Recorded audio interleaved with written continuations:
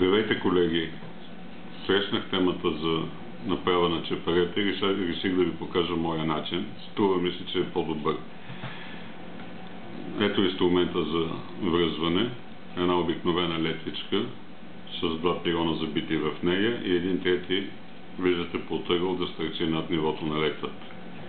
Разстоянието от този пирон до първия е дължината на повода. Разстоянието между следващите два пирона трябва да бъде равно на две дължини на повода, плюс още примерно сантиметър, така че двете куки да не могат да се оплитат. За този пирон е много важно да бъде без главичка, много добре изгладен, защото около него се прави възела. Трябва да е абсолютно гладък, полиран, за да не наранява по никакъв начин влакното. И ето сега самото връзване как става. Закрепваме летвичката с някаква стяга.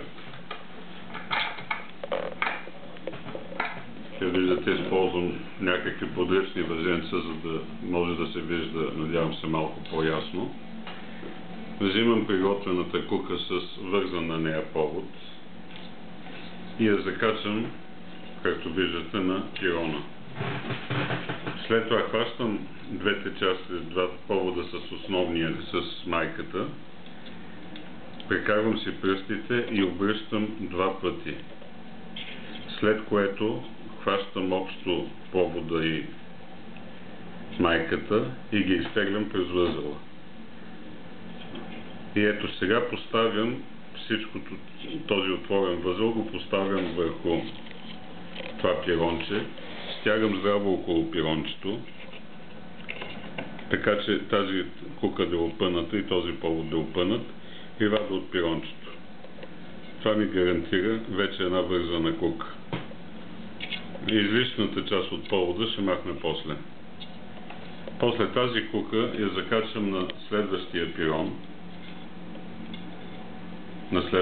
пирон, и взимам друга приготвена кука. Закачам я и всичко се повтаря по абсолютно същия начин. Оплитам два пъти, прехвърлям, хващам задната част на повода и майката, изтеглям през възела и стягам върху пирончето.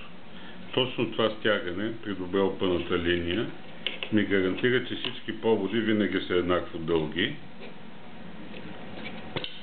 и разстоянието между куките винаги е постоянно. Разбира се, с този конец за шеф не седи много добре да изрежа излишното,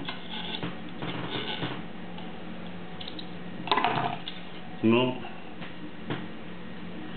ето какво се получи. По този начин връзвам още чепарета за царевица, за шаран, чепаренце с 2-3 куки за костур. Изобщо това е моят начин за връзване на чепарета. Този възел до сега никога не ме е подманвал, няма никакво движение и е супер здрав. Много се надявам да се е получило нещо от клипчето и да ви бъде полезно.